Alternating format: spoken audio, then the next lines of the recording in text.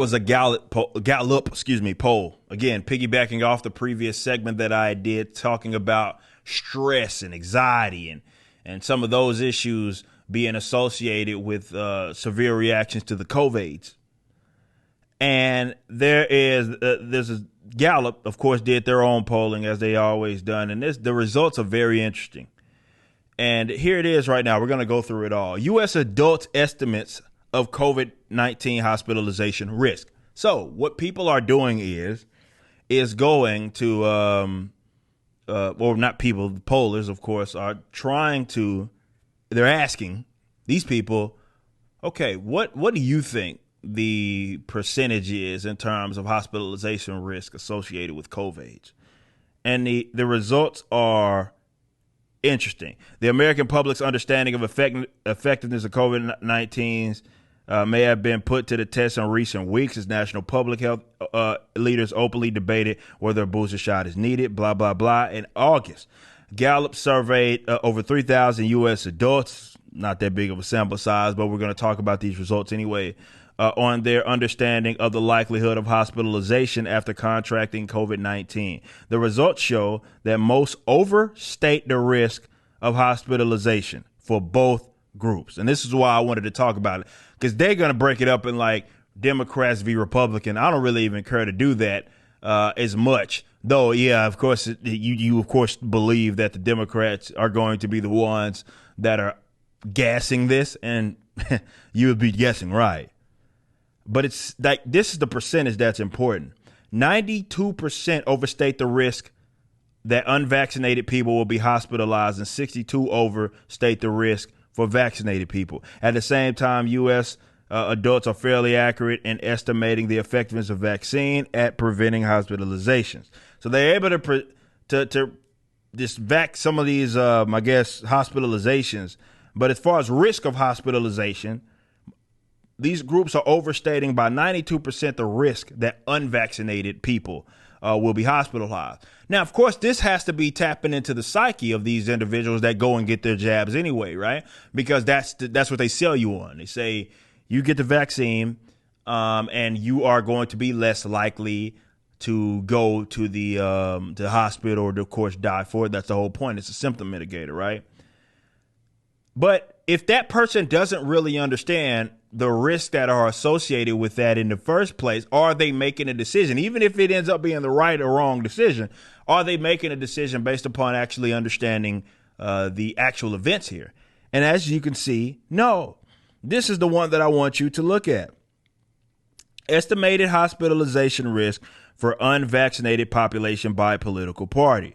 And what it does is it shows right here that there are fucking, like, of the Democrats that they had polled, 41% of these motherfuckers thought it was 50% or over.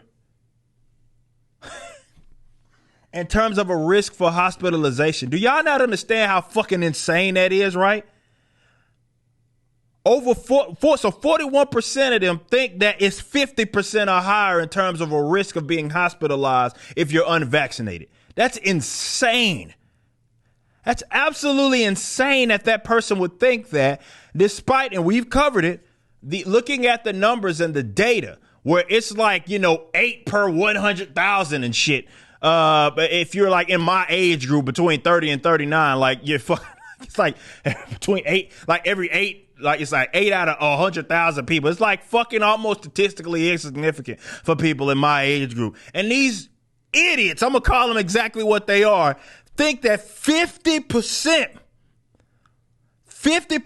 like there's a 50% or higher, meaning they might think it's 80 of an unvaccinated person contracting COVID and going to the hospital.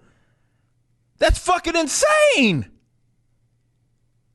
And even 22% of these people that identify as Republican.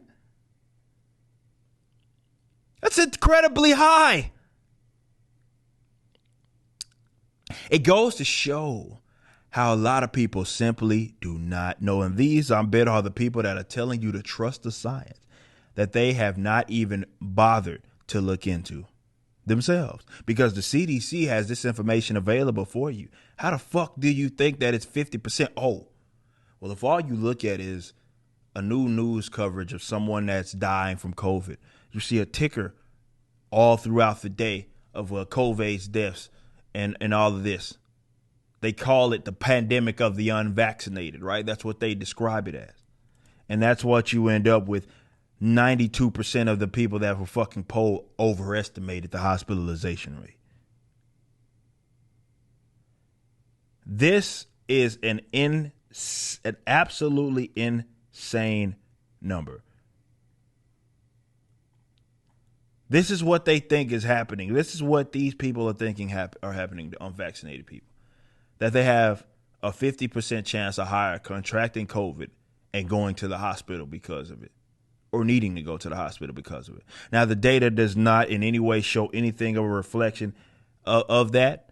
Like I said, depends on what way that you look at it. You can look at it in it's low either way, but if you look at it in the context of all hospitalizations, you're talking about, like, again, 0.0s, right? You may get closer to 1%. If you include all COVID hospitalization rates and then you associate that with age. Either way, it's a low, very low rate. Most people that get this will never, ever need to go to the hospital. That's what all their data suggests, especially those of you that are between the age of, let's say, 0 and 50 years old. This is, again, a failure of media, a failure of these blue check mark specialists, these experts, all of this, because they've hyped this thing up and they have people believing that it's something that it's not. Now, they're not going to just straight up tell you that, because that's not conducive, certainly, to this situation that we're dealing with, or what they're trying to perpetuate, in the event that they calmed y'all down and said, look, are there going to be people that are going to die? Yeah.